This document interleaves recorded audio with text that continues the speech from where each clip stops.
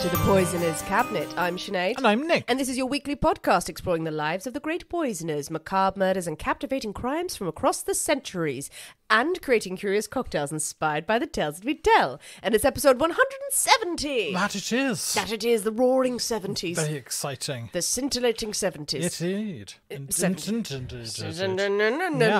No. Also, another exciting day. Yeah? Yeah. It's your grand oldening. Oh, I forgot that. Sorry. Yes, we were recording this on my birthday. On your birthday. Yay! Merry birthday to you. Thank you very much. I see you had an exciting pack of batteries for your birthday. I did. It was a fine pack of batteries to go with all of my other batteries. Oh, thank you. Nick did bring me a present. I did. Brought me the board game of Jaws, which made me very happy. You get to be a shark. I do get to be a shark. It's quite exciting. I did. That's beautiful. It's hot, It's hot. It's hot. Yes, I came here and I thought, I'll have a drink. I want a big glass of water. And just buckets and buckets of water. For the first time in a long time, neither of us has had a pre-cocktail. We just immediately just went, just water. Just water. Ice and water. It's not even that hot. I think it's muggy. That's it. But you know what? That's what it is. The water will replenish us, That's ready true. for all of the shenanigans. So there were 1,200 margaritas yesterday, so... Oh my god, yeah, we had quite a few margaritas. Yeah. Are there any poisonings this week? I don't know. No, you don't know? Not sure? I don't know. No. No, it's a haze, isn't it? It's a haze. The whole week is a haze. I'm sure there's a lot going on. I've been focused on things that need doing. And all around you, death. But yes, there could be death and destruction and chaos. Circling. Explosions and cars crashing, and I'm just walking down the street. La, la, la, la, la. My own little world. Who knows what's going on? Oh, that sounds good. Well, I'm away this weekend, so you get some time you get some peace. I always think that when I go away. It's like you get to have some respite, and then you text me like, "What are you doing?" Bored now. Well, speaking of being oblivious to various explosions and bothering your friends by going away, I think it is time for us to thank our delicious Patreon subscribers. Oh, they are most explodey this week. They are, and they have been lovely this week. Yes, so thank you very much to Anna Banana. Oh, I love that. To Julie Philippe. To the insufferable know-it-all. Oh, hello. To Simone... Oh, sorry. Oh, this requires drama, I feel. Simone VDM.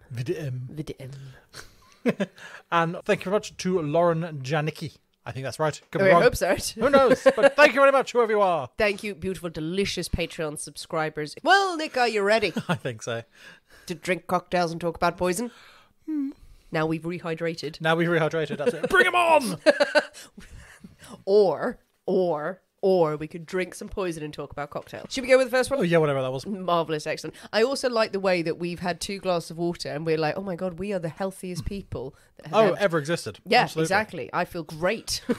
Don't go that Let's far. ruin it with alcohol. Hooray, hooray, hooray. It is Nick's story this week, but we can't possibly have a story without a cocktail in hand. As you know, dear listeners, every week we choose a secret ingredient that is inspired by the tale that we tell, and it will flavour our cocktail of the week. Nick's story, so his pick. And the secret ingredient is love letters. Oh my goodness. Some delightful little love letters. Love letters. Are you going to pen me a love letter? No? But why not? Be weird. Yeah, it will be weird. Okay, so with love letter as the ingredient inspiration, what on earth have you come up with? This week we're having Yes. the delightfully named Right. P.S. I love you. Oh my God. Oh, it's not based on that shit film, is it? I have no idea. Well, hopefully not. Has it got terrible, terrible Irish accents in it? By a Yes, Scottish throughout. one? Oh, P.S. I love you. Okay, that's exciting. I think it is high time for us to slink into the Poisoner's Cabinet kitchen and shake up a storm, so we'll see you in a minute. We'll see you in a bit.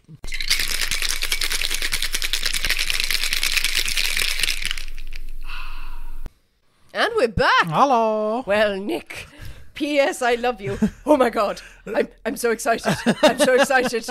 Oh, people, look at the picture. I can't speak because it looks like a chocolatey goodness. It's not my usual style of cocktail. No. This is creamy looking. It's got what I hope is nice shavings on top and a chocolate bar in it. Ooh, and it's my birthday. Indeed, it's your birthday. Oh, something desserty to drink. Well, I don't know. I mean, this could all be lies. You could have just put some chocolate fingers in a bourbon and just gone, well, what happens. Yeah, sounds grand. Let's do that. Okay. So, is there a process for eating this? No. Do we eat the chocolate first or do we drink the drink? Drink the drink. Drink the drink. Okay, it's weird. Okay, right. Merry Christmas. Merry Christmas. Okay.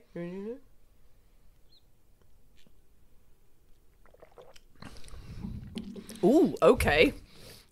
Hello. Hello. Hello, everything I like. Think I love you. Yes, I love you. I love you. Oh, yeah, this would make someone fall in love with you. Oh, wow. Yeah, because it tastes the booze immediately, which is good. Sometimes you get sweet and creamy cocktails, creamy-looking cocktails, and it's like, cream. Oh, there's definitely booze in that. Yeah, there's definitely booze in that. Oh, that's good. Okay, well, what booze, Nick? What booze is in here? So I now have to guess, don't I? Yeah. Okay, is it cream in here or milk? Is it cream? It's cream. Yes, cream. Great. Yep. Lovely. We're off to a winner. Ooh. Amaretto. Yep. Yes. Oh, okay. Amaretto. What else? Would there be a cacao in here? Then no. No. Oh, not a chocolate liqueur. No. Okay. Other ingredients. There are some other ingredients. There are other ones in Yes. there. I don't know. I really can get the It's not just the cream amaretto. and amaretto. Is there another base spirit in there? Yes. Rum? There's some rum. Yay! Oh, I'm doing so well. You did, yeah, knocking them out of the park. Today. Yay! Okay. Dark rum? No, it's a golden 3-year. Oh, sort yeah. of Oh, rum. that's the nice one there. The Club Havana one or something Yeah, Club like Havana, that? Oh, absolutely. that's nice. Yep. Rum. What else? I don't know. There Nutmeg. are no. There are 2 other things. I'm really smiling. I'm sorry. It's like one of those, like, ooh, it's going to be interesting. 2 other things. Or 2 three other things. 2 other things. Oh, I really don't know. Orange. Nope. No orange. Banana, just because why not? Just because why not? Why not? I think a banana would be great in this. Actually, but, banana but would be no, great. there is no banana. No, I don't know. Enlighten me. There is coffee. Oh, coffee. Oh, you got the new coffee Yeah, liqueur got the as new well. coffee liqueur in there. yeah. And some Baileys. An Irish creme, which I don't think we've ever actually used in a cocktail. I don't think we have as well. So that's a new thing as well. I just didn't even think Yeah. Baileys. Because of course there's Baileys in this now that you've said it. Oh, that's nice. That is Yeah. a tasty, tasty treat. If you have a sweet tooth, like your creamy drinks. Or And did you know flakes no longer exist? Shut up. Don't say that to me. It's my birthday. Don't say that. Don't tear down my I've childhood. given you a lovely thing and then smashed it to the floor. Yeah, because I was going to ask what the chocolate is in this. Has It's you a got twirl, A twirl? I like a twirl. which is basically a flake but covered in chocolate. Oh, I'm diving in. But yeah, because it says like crumble a flake on top. So I thought, oh, that sounds great. You cannot buy a flake in a shop. Or not in the 3 shops I visited anyway. So that means they don't exist ever anywhere in the history of the world. So they could still exist? No. Have you Googled this? No. No. I couldn't see them in the limited places I went. Therefore, they don't exist. So you did a man look, and now they don't exist. I am a manly man. This is what I do. You look for things, seek them out. Oh, that's right. I love a flake. Wow. I prefer a flake to a twirl. Well, there weren't any flakes, all right? No, I'm not complaining. I'm just saying generally, if they've taken the flake away, is it time for a story? Oh, yes. Hooray, hooray, hooray. Go. Right, okay, so Birthday story. it's the evening of the 14th of September, 1922. Okay, all right. Are you ready? Should I be taking notes? You What's should. what's There's a happening? quiz later. Eleanor Mills has just left her home in New Brunswick, in New Jersey. Nice. She said her goodbyes to her husband James and her 2 children. She's off to go and see the local Reverend to discuss some money that he had lent them and they were still repaying. So apparently the previous year they had discovered that Eleanor needed to have a kidney removed. Oh, Now, the Christ. Mills family was quite poor. They didn't have the money to pay for the surgery, so the Reverend, very kindly, lent them the money. He was from a wealthy family himself. He said, here, I will give you the money for this. Pay me back when you can. Around about the same time, across town, Reverend Edward Hall was himself just finishing up his meal with his wife Frances and his brother-in-law William before leaving his home for the meeting at his church. He told his wife and brother-in-law where he was going. Not going to be long. Just going to go and see Eleanor, sort out some money, and I'll be straight back. All is fine. See how her kidneys will work. Exactly. Frances, yep, fine. Off you go. Her husband duties takes him off all time, all hours of the day, stuff like that. The Lord's work is never done. Exactly. So she's used to him coming and going at all hours. Bye. Catch you later. But when he's still not back at 2:30 in the morning, it's like, oh, something's not quite right here. He's never been out this late before. Something's a bit odd. So she wakes her brother William, and they both head out to see if the Reverend is still at the church. They find the building complete darkness. The doors firmly locked. Definitely no one there. Oh dear. They then remember that he was going to go meet Eleanor Mills. So perhaps he's at their place, at the Mills house, Singing and dancing. singing and drinking. dancing at now sort of 3 in the morning. So they traipse over there, but they see that house as well. It's all in complete darkness. Everyone is obviously fast asleep. So, well, we're not going to go and bang on the door. It's now like 3 in the morning. So we'll go home. If the Reverend's not back in the morning, right? Okay, we shall we'll let someone know. We'll come back and find out what's going on. Talk to Eleanor. Yeah, I guess you probably assume that it was all fine. He's a reverend. He's a reverend. Having a very big pray. Exactly. Yep. Something's happened somewhere. He's been called away in emergency prayer or something. Maybe to the bedside. Yeah, exactly. Someone. Yep. So okay, fine. We'll see him in the morning. The next morning, he is not there. Oh dear. By the afternoon, he has still not returned. Oh, that's not good. There's something's really wrong. She reports her husband missing. Oh no. We're now going to fast forward 2 days later, the 16th of September. It is a crisp, sunny morning. It's around 10 o'clock. And Raymond Schneider and Pearl Balmer, a young couple, they are strolling along Derussi's Lane. As they walk, they spot what looks like a couple sitting under a tree just up in the distance. It's not unexpected. The path is right. It's known as a bit of a lover's lane. Young couples would go there and chat and shag and what. Not at 10 o'clock on a Sunday on a morning potentially. Oh, Nick, you're naive. And I am very naive. 10 Absolutely. a.m. is a great time. not under a tree. Well, where else are you going to do it? You can't do it in the open. Think about it. Sorry, didn't think it through. I thought you were going to say they saw an arm in a bush, but just a couple on a bench. Okay. No, they do this like sitting on the ground. On the ground? On the ground in the shade of this tree. Lovely. I think, okay, fine. As they start getting closer and closer, I think it's a bit weird. They've not moved at all. God. And we can hear there's no noises of conversation or chat or anything like that coming from that direction. It's complete silence. So I think, it's a bit weird. Oh, God. So as they draw level, Yeah. they see a man and a woman lying on the ground. The man has his Panama hat sort of down over his face, as if he was taking a nap. A little nap in the sunshine under the dappled Yeah, tree. exactly. The woman is lying again next to him, has her head cradled in his arm, and they're just sort of lying there in a nice big pool of blood. Oh, God. Sorry. It's I'm sorry. Oh, clothes soaked through. It's a lovely romantic scene. God, I didn't think it was going to escalate that quickly. I was like, oh, this is nice. I wonder how... Oh, that's it. Yeah, they're nice, having a nice nap, just lying there in the morning sun. But no, That's crazy. Have they been positioned like that? Have they certainly died so. together? Or... No, Wow. It certainly seems like they are positioned like that, because at the man's feet, Aye. is his calling card. The man's calling card. The man's calling card is positioned very neatly at his feet, as if to announce this is the man. It is the Reverend Edward Hall. Not the Reverend. Now the Reverend indeed. He's lying there. With a woman? With a woman. With a Now, woman? Raymond and Pearl are obviously terrified. They are now scarred for life. As we always say, they don't just poke it with a stick a little bit and go... No, they just stand there and scream for a bit and then run. Try and find anyone, go and alert anyone they can. Obviously, they're yelling, they're telling everyone they come across there's dead people. There's dead people there. And eventually they are able to find some sort of authority. Because anyone else they alert. tell, they would run screaming Yeah, too. exactly. Help me. No. No. 100% Yes. no. Who's got a phone? No one. No one. I have this huge prototype that I've wheeled out from my car. You are no good to anyone, sir. So run many miles to the nearest police station. Oh, dear. So now the Middlesex County Police are swiftly on the scene. But then not long after, the Somerset County Police arrive. And this is still in New Jersey, right? Yeah. So right. there's just the counties. Middlesex and Yeah, I know. Somerset the UK. I'm like, Very English did names. they come over by boat? We want a piece of this action. No. So two rival county police forces arrive. Now the Both crime alighting scene just happens to dignity. be just on the border of these two counties. And while the authorities address the obviously vital jurisdictional issues that are going, like who's going to investigate this crime, who's going to do all this, the area has been flooded with nosy busybodies who are trampling through the place to see what's going on with all the murdering. As a result, the entire crime scene is completely trashed by curious locals. Come on, who are more guys. than happy to go through and pick up whatever. Oh, look, there's a thing. I'll have that. And, oh, that's interesting. I'll take that. And Hopefully from the crime scene. picking up whatever souvenirs they can Jesus find lying Christ. around. The Reverend's calling card that has been found is passed around amongst all the onlookers. Oh. Look, it's the Reverend! And the card's going around everyone. Someone finds a wallet nearby that has the Reverend's driving licence.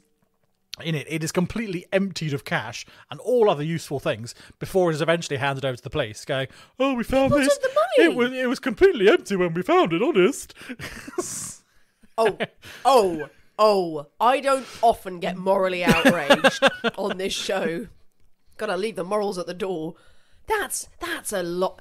You stealing from the dead. Well, to be honest, it is assumed that there was money in it, and when it was handed in, there was none. Yeah. You'd have thought the Reverend would have had a few notes Well, exactly, yeah. on him. It does seem like everyone's passing stuff around. Ooh, and it was completely stripped bare of anything vaguely interesting. From So the Reverend as well. So from a Reverend. Oh, when they go to their God, they'll have Indeed. questions to answer. Oh, God. Now, eventually, the powers that be agree that the case is for the Somerset County authorities for them to investigate. Right, good luck. Not that there's much evidence left to investigate. It's all on people's mantelpieces by now. The bodies have been dragged through the streets. Like, look at this. They confirm the identity of the man. Yes, it is indeed the Reverend. And the woman is quickly identified as Eleanor Mills. It was estimated that the pair had been killed around 10 p.m. on the evening of the 14th, the night that they had vanished. Ooh, okay. Reverend Hall had been shot once, the bullet entering his skull just over his right ear and exiting through the back of his neck. The killer had been more brutal with Eleanor. No. She had received 3 shots to the face. To the face. One under her right eye, one above her right temple, and a final shot over her right ear. Eleanor's throat had also been slit, pretty much ear to ear, almost decapitating her. Someone did not like Eleanor. No, very annoyed at Eleanor. So she was not popular. So what's going on there As then? the bodies were moved for examination, investigators found the ground beneath and between them scattered with pieces of torn paper on the ground. Now, these pieces are sort of collected by police, and they recognise handwriting on fragments. Now, the pieces are all collected, and they are sort of painstakingly patched back together to reveal the remains of love letters between Edward Hall and Eleanor Mills. Love They letters. had been secret lovers. They've been doing it. The Reverend was doing it with them. He's married. She is married. She's married. Where are your vows of God? What is it? I don't know how it works with reverends. With Church of England, he can marry. He can marry. He just don't can't cheat on just people. can't be shagging someone else's Yes, wife. Adultery, not classically a good thing. Yeah, indeed. Oh my! Oh well, I sort of thought it was edging towards that area that they were lovers. They were secret lovers. Yeah, but obviously had been for- discovered. Someone has found the letters and torn them. Torn them to shreds. And I'm thinking someone who knows Eleanor. I'm sure all will be revealed, but she gets the brunt of the gun. Seems to get the most violent attack. Or maybe someone who fancied the Reverend, wanted a bit of Reverend. That's very true. Yeah, Who can say? Could be. Now, the investigation into the murders is obviously massively hindered by the fact that the horde of souvenir hunters has picked the place clean. There's actually pretty much bugger all left in the surrounding area to try and get any sort of trace evidence or anything like that from. It's been decimated. It's a moment's pause, but why would you do that? I know there's no telly. There's a bit of telly in the 20s, sorry. But it's not widely available. Yes. I know there's not a lot else to do. However, it's still... No, screw it. It's the Roaring 20s. There's dances. There's stuff going on. There's dances to be had. Everyone's gotten over the war a bit. Why would you take souvenirs from a crime scene? Curiosity and... Picking over, I suppose, just even wandering and just like, oh my God, it's a dead body. Yeah, but absolutely. still, why would you take shit? I don't know. What's interesting, by the end of October, the tree itself they were sheltering under had been reduced to a stump from people going, I'll have a bit of the tree. There's nothing left there. I'll take a branch and make it a centerpiece for my next dinner party. Exactly. Do you like the branch that's on the middle of the table? It was from a murder scene. It was from a murder scene. Lovely. Absolutely. Enjoy your soup. Who's doing that? You would if you could. I would. This branch sheltered dead people. Yeah, hundreds of years later, even then, no, don't mess with that. That's like a witch's tree or a hanging tree. You do not touch those things. So, Like a bench adjacent to it. Yeah, I'd have that. news that the Reverend and Eleanor had been lovers obviously quickly spreads throughout the area. But there were those in the congregation who gossip like, of course, we've known for years. This has been going on for bloody ages. Really? Everyone's saying, how have you been so oblivious to so? Or yes, the late night repayment of debts. They're at it all over the bloody place. Neville's going, really? Really? We never noticed. It's a fair point. Yeah. I just thought he was doing the Lord's work out Exactly, there. yeah, repeatedly over and over again. Repaying some stuff. Okay. Someone at the back of the pews going, you're all idiots. Yeah, all it is. Obvious. Yeah, so, but if everyone knows, If everyone knows, open secret, Open why secret. exact such revenge? well, Humiliation, maybe? indeed. But police now have two very obvious suspects as to who it could be. They've Jekyll got and to Hyde. deal with, well, Eleanor Mills' husband, Yes, James. him. If he knew about it, he was not going to be too happy. And the Reverend's wife, Frances. She's probably not going to be too happy about the whole thing either. If everyone around town is gossiping, the Reverend, her husband, is shagging old Eleanor. Laughing about it. Laughing, yeah. Neither of them are going to be particularly happy about the situation. So they've both got clear motive Yeah. to get rid of them. Both partners vehemently deny having any knowledge of the affair. They had no idea what was going on, they say. But police are having a bit of a tough time believing this because everyone else seems to know. You can't be the only people in the county who don't know this is happening. Willful ignorance? Yeah, maybe? potentially. Just, completely, Just obliviousness. no, just wasn't that's happening. not happening. Wasn't It's happening. not They happening. are all jealous. They're all jealous Yeah. of our love. Oh, Exactly. dear. Okay, well, that's suspicious. So police sort of expand their investigation. That, okay, we've got to look into these two. There are prime suspects for the time. We've got to look into it. And then this is where they make the acquaintance of Francis's two brothers. So William, who was staying with Francis and Edward, Yes, he was he there was. that evening. Yeah. Now he's got a bit of a reputation of he's got a bit of a quick temper to him, has William. Okay. And when the police find out that he owns a gun, they go, "Oh, ha, ha, we've got our man." His wife's husband, his brother-in-law, is shagging around, and he's got a gun. Right, easy, done, sorted. Dusting their hands. Absolutely, we have cracked this one. You Hallelujah. see what that is? That's detective That's work. police work. That is. Was he anywhere near the place? Don't worry about that. He had a gun. Guns Yeah. can be fired from a very long range. Yeah, but William actually produces said gun, Yeah. and it is so worn and rusted that it's clear it has not been fired in years, decades. So it's like, Okay. Like it. yeah, you didn't kill anyone with that gun, unless you beat them to death with it, maybe. But it certainly hasn't shot anyone in years. Just hammered the bullets in, Yeah, just with the pretty butt of much. the gun. Like, ugh. So, and then we have Francis' second brother, a chap called Henry Stevens. Henry is the oldest of the siblings, and he is an incredibly wealthy man. Okay. Some reports list him as a millionaire, sort of nice. in the 20s. So yeah, hugely wealthy, hugely influential. He was also known for his expertise with firearms. He had been a championship marksman in his youth. Oh, right. So like a sporting marksman, and won competitions and everything. So I thought, he's obviously good with a gun. He knows what he's doing. So Yeah. police, of course, leap on this as well. Yeah. So Henry, good with a gun again. The brother, it must be him. It must be him. Must be him. Until Henry produces a very solid alibi for the night of the murders. He's been at home. He lives about 50 miles away. Right. In a town called Lavalette. He's there. He's got multiple witnesses saying, no, he was at home that evening. Mm-hmm. His wife there, his maids, his servants, all there. He never left the house. Yeah. All good. Ah, crap. Okay. Bugger. I'm starting to think that giving it to this police force wasn't a good idea. Not 'Cause the best one. Is the next stage them going, right, though they are anyone who ever had a gun Anyone in who's the got a vicinity, it's them. Yeah. By this time, so obviously the press have massively picked up on this story. So this is murders, affairs, reverends. This is headline scandal. gold. Scandal. Oh my God, absolutely. so I'm hooked. Yeah. I mean, what's interesting is there is absolutely bugger all written about Eleanor's husband as a suspect. So James. That's a good point, yeah. There is nothing written about him Where he at? whatsoever. So obviously police must have investigated him. Yeah. But he's not a wealthy man. He's no one influential. Obviously, the press go, well, fine, bucket. Much more fun to deal with Francis and Henry and William. They're the big, rich, influential family. Yeah. They've got the name. They're famous around in the area. Okay. Obviously, much more fun to write headlines about them. People want to read about society people. People don't want to read about poor old James. No, we do. We absolutely do. James Mills. So he's never mentioned. So we assume he didn't do it.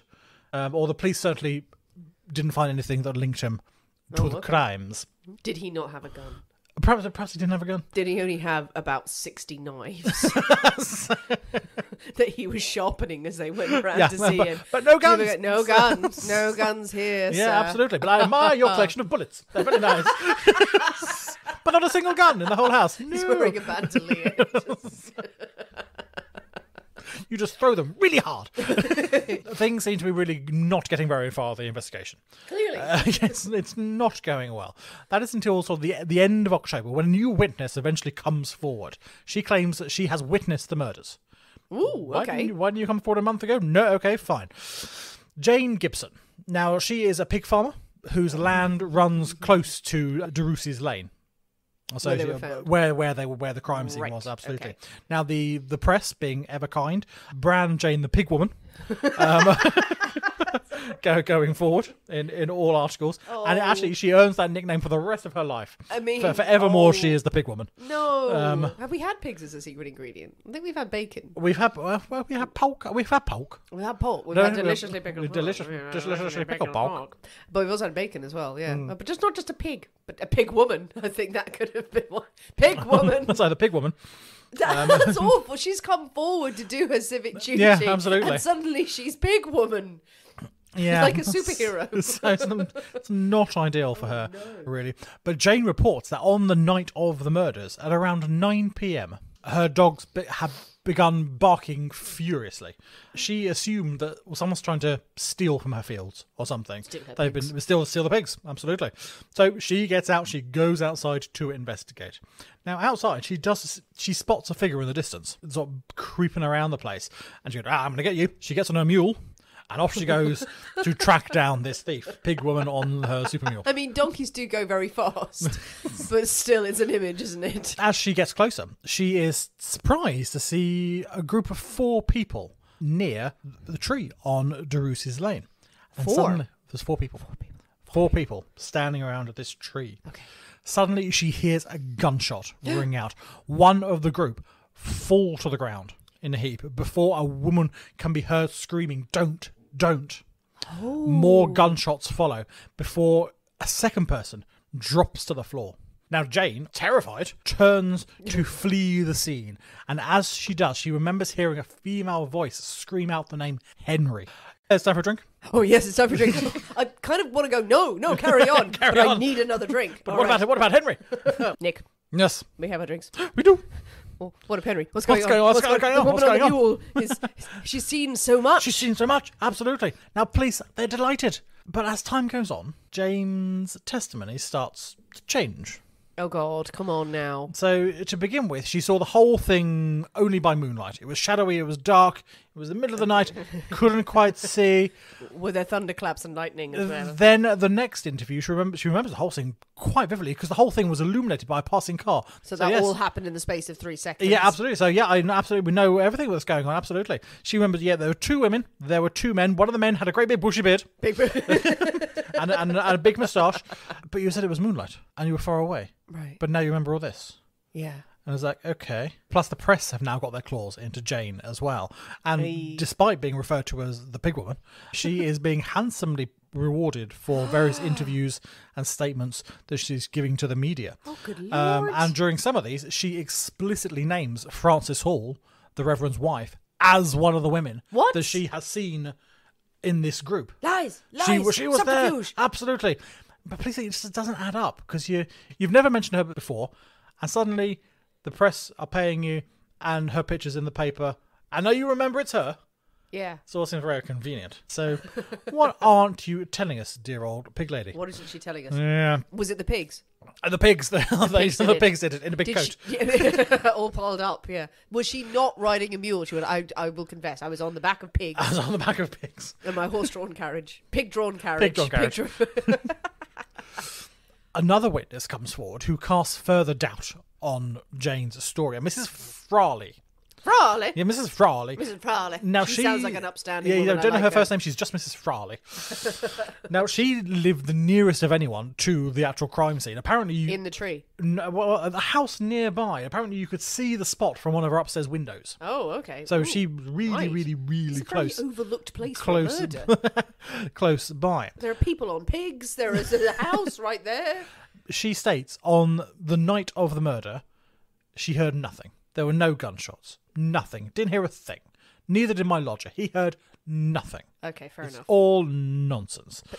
She also comments that Jane Gibson, she is usually the queen of gossip. She will tell anything and anyone.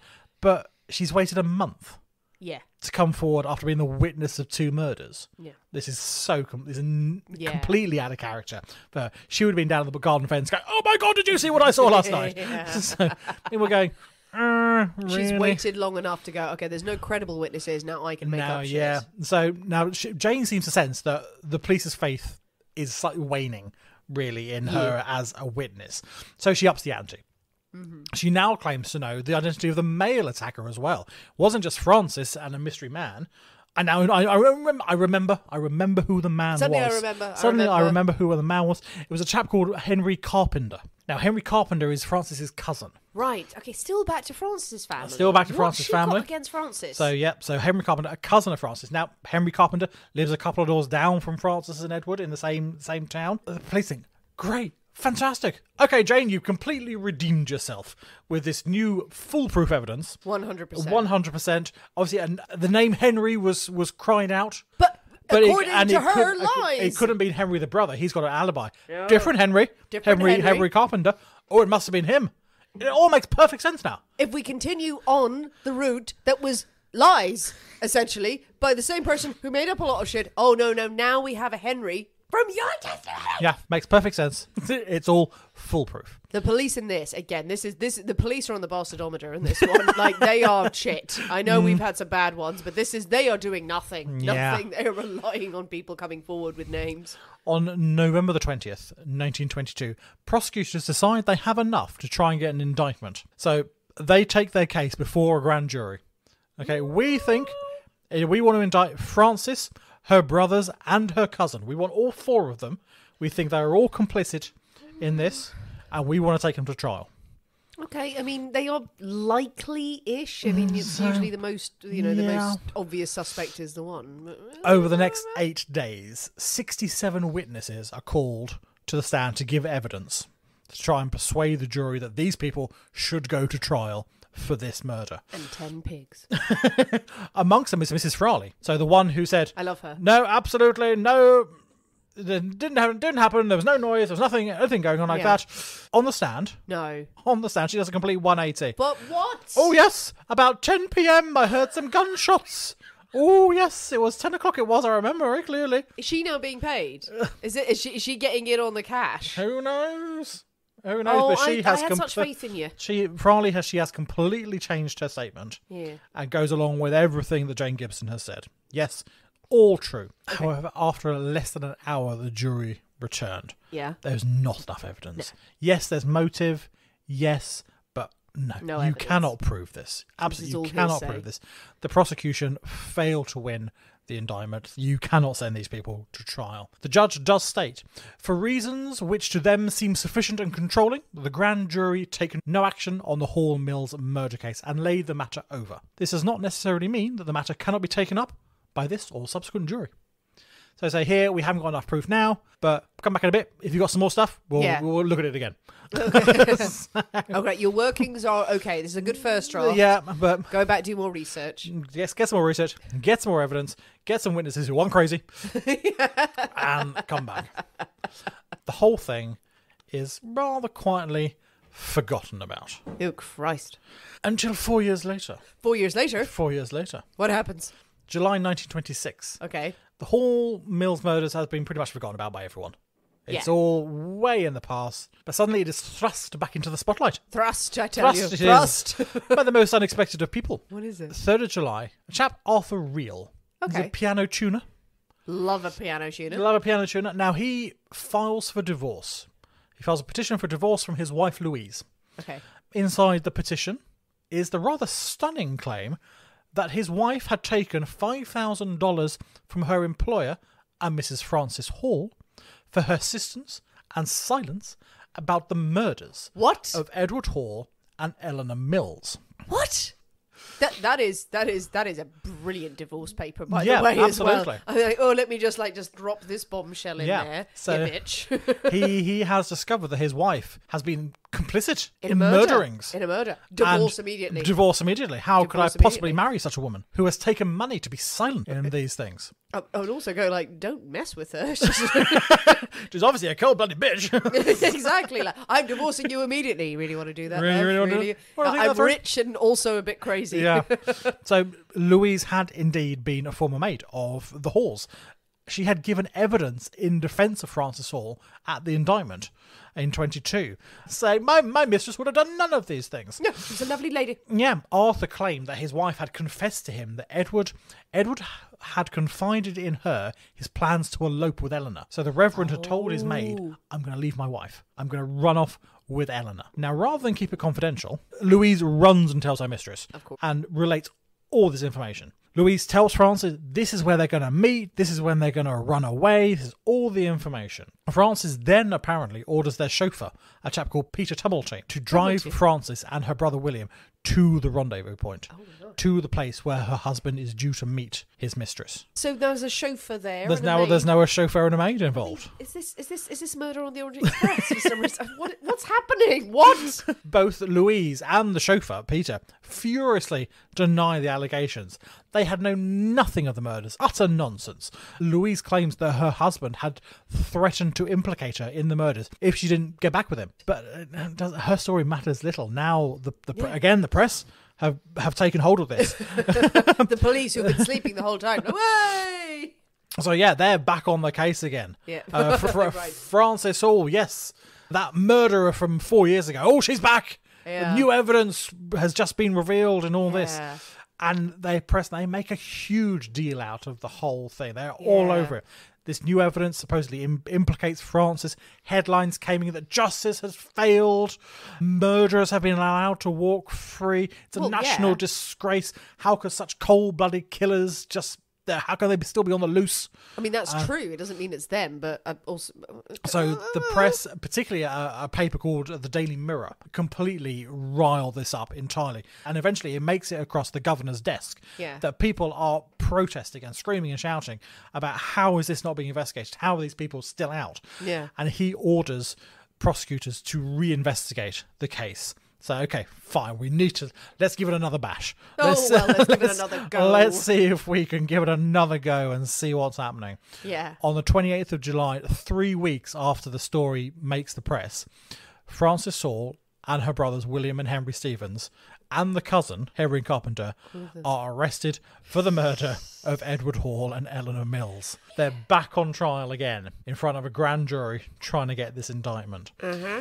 November the 3rd, 1926, the trial of Francis Hall and her two brothers, William and Henry, begins. Now, the cousin, Henry Carpenter, he has managed to prove his airtight alibi. I had nothing to do with any of this. There were witnesses. He's managed to prove it beyond a shadow of a doubt. Yeah. So he's exempt from the whole thing. They go, okay, fine, it wasn't you. Francis and her two brothers are there. Nothing really seems to have changed that much since the previous indictment, really. Yes, they have this new hearsay evidence from the piano tuner from Arthur, but much like the case before, a lot of it still relies on Jane. Yeah. On dear old Jane Gibson and her evidence. That she'd seen people. Yeah. And she is once again wheeled out as the star witness in this whole thing. And actually literally she is wheeled out. By this point she's been taken quite poorly by in the intervening years. And she actually arrives at the courtroom on a stretcher. Right. Oh, God, she loved that. She's carried into the courtroom. She didn't need to be on a stretcher. She 100% didn't need to be on a stretcher. She demanded that there would be a stretcher. She had a slight cough. Yeah, and she actually has a medical team on standby. So she's on the stand for about 10 minutes or so before she has to take a break. It's all a bit exhausting. She gets some treatment and then she can take the stand again for another 10 minutes. What treatment does she get? Just like whiskey? Fan her down, whiskey, here, have a sandwich. I don't know. I mean, 10 minutes and I would need a slight snack. So she's there milking it for all it is worth. She takes the witness box for the first time in this new trial, and before she even opens her mouth, there is a scream from the gallery accusing Jane of lying. Liar! Someone yells out. I love it. I love this trial. Now, you would think, okay, this is from Francis Hall or Francis's family, someone who's done that. No, it's Jane's mother. Jane Gibson's own mother is in the gallery screaming liar at her daughter who's on the witness stand. Oh my God, it's so good. It's so good. This needs to be a miniseries. I'm sorry. Her mother has waited up there to scream liar. I mean, as before, her entire story is full of contradictions, and it's full of differences to her original evidence and statements and interviews that she gave back in 1922. One major new fact that she now comes out with is that she now remembers seeing Francis's brothers, William and Henry. They were both there. They were both there with Francis at the time of the murder. Oh, right. Yep. So it wasn't cousin Henry. I got that wrong. It was Henry, the brother Henry. He was there. However, she still maintains that she only saw 4 people. Right. So we've got Francis, we've got William, we've got Henry, we've got Eleanor, and we've got Edward. 4 people. Right. Even I'm confused now. I'm like, what? Okay. Because of that, but that in fact is 5 people. Oh, there's 5 people. Yes. Right. Yeah. What? So I saw 4 people, 3 murderers and 2 victims. 4 people. 4 people. 4 people. 100%. Was the tree one of them as well? 6 people. 6 people. Oh, Christ. I hate her. I literally want to punch her in the face. Yeah. The defence have a fantastic part, and you can sense the defence are probably quite enjoying this, just picking apart everything that she does, because she is generally a bit of a nutter. A further new witness was also incredibly easily dismissed by the defence, a chap called Henry Dickman. He was a former state trooper who had come forward to claim that he had been paid $2,500 by Henry Carpenter, the cousin, in order to drop any investigation into the Halls or Carpenter's family. Right, here, have this money, don't investigate anything. Okay. The prosecution were like, oh yeah, absolutely. Innocent people don't do this, they don't bribe state troopers. No, they don't. The defence come out, Henry Dickman had been serving time in Alcatraz at the time of the murders for deserting the military. Alcatraz. A load of nonsense. He was nowhere near the place. The trial lasts over a month. I'm not surprised. Everyone is getting good value out of this trial. They bring 157 witnesses are called to give evidence, until at last, on the 3rd of December, the jury go off to deliberate. They come back 5 hours later. Oh, okay. That's a good lunch. So yeah, it's a good, decent lunch. Unanimous verdict. Yeah. Not guilty. Not guilty. Francis Hall, William and Henry Stevens, all completely acquitted. Wow. Francis Hall goes on to sue the Daily Mirror for libel, and she settles out of court. She gets a massive payout. We don't know how much, because it'll say it was settled out of court, but enough for her to live on for many, many happy years tasty afterwards. Yes. No one is ever indicted or brought to trial again for the murders, and the case remains unsolved to this day. Oh, good Lord. There's the Hall Mills murders. Hall Mills murder mystery. Murder mystery. Oh, good story, Nick. That had everything. That had such drama, and I love some drama. Thank you for bringing that for my birthday. Yeah. I love a bit of drama. Oh, you like a bit of drama? I mean, is it crazy that her side was never investigated? The female victim, her husband? No one picked at that thread? Apparently, yeah. I mean, it's certainly in the various sort of articles and things I read about it. Yeah. No mention of him was made whatsoever. Yeah. You must assume that they must have investigated him. I'm going to assume not, because I'm assuming the police force were clutching at straws. At the time, they must have done something and concluded that he was not the guilty party for them to go so heavily on the wife. Yeah. Perhaps it was James, and he was an absolute mastermind, and he did the whole thing, and no one ever knew. I didn't do anything. Well, it can't be him. Didn't have a knife. Didn't have a gun. Didn't have a gun. He was poor. It was one of the first cases that really has been claimed that it was justice through the media. It was that the media had drove this. Well, let's put aside for the minute, the targeting Francis and her family by the media. Do we think, is it likely that they did it? There's clear motive that the Reverend was having an affair with this woman. Consensually, it's been going on for ages. Everyone seemed to know about it. It's an open secret. They were all talking about it. That's humiliating. Is he also giving her money? Are funds being drained? This stuff about he's helping to pay for her kidney operation. Is there money passing hands or something like that? There's absolutely a motive. If the wife was that angry, would the wife of a Reverend, as we've said many times, it doesn't matter if she's the wife of the Reverend, to be honest, it's a big step to suddenly go, I'm going to kill him and kill her and pose the body. Like, really make a statement with it. One of the reasons why they went probably quite so hard after the brothers, in the thinking that, would a woman be quite so brutal? Yes. And the wife also had 3 bullet wounds to the face of Eleanor. It was that she was really the one. The throat was slit and all that. So she obviously, there was a huge anger and hatred towards Eleanor as the main victim there. So would it have been her, Francis? Was it with the brothers? It's a lot for the brothers to do, though, isn't it? It's a lot for them to go out on a limb with their sister to do that. It does also point to the woman's husband. The woman's husband. I don't know. Who would be so furious at her? Who would a husband be more angry at? The wife or the Reverend, the Reverend that's cuckolding and sleeping with his wife? I don't know. But then he left the calling card to say it's him. It's the Reverend. So he's a Reverend. It does seem, it's obviously an act of revenge and something deeply personal in there. So I can understand them going after the people closest to them. I don't think this was a chance madman who walking past or a robbery or anything like that. This is obviously deeply personal. Yeah, but you don't know if it's a crazy member of his parish, one of the congregation. Someone who is a complete zealot, who is crazy, who hears about this, sees everyone talking about... Reverend, you shouldn't be doing this. How can you do this? She's a harlot and she is of sin, and let's make an example out of it. It could be just one lone madman who knew them and just posed them. Knew the rumours and... Yeah. Well, there we go. But with Francis and the family, just all of this prosecution, it did remind me weirdly, when you were telling the story, of the Patreon story we've done, Sophie Toscan de Plantier, which I love that story, and it's fascinating murder mystery, and it's really upsetting and very, very sad, and again had shades of the crime scene being contaminated by people coming and trampling all over it, but going after one person, and whether or not you believe personally that person is guilty. Certainly in Sophie's case, it's the guy Ian Bailey. In this one, it's Francis and the family. There's a good enough reason there. It's possible. But then the police force and the prosecution gets so fixated in going, any evidence that we can get to stand them up as the perpetrators, whether or not they really did it, it's just, we're just sticking with them and just ignoring everyone else. Also, that woman, Jane, pig woman. God, she's old great. Jane Gibson. Absolutely brilliant. Yeah. Just roll me in on a stretcher, her mother waiting to shout across a courtroom. You would, wouldn't you? Oh, it's marvellous. Well, what do you think, people? What do you think of this murder mystery? Do you think the Reverend's family and his wife were responsible?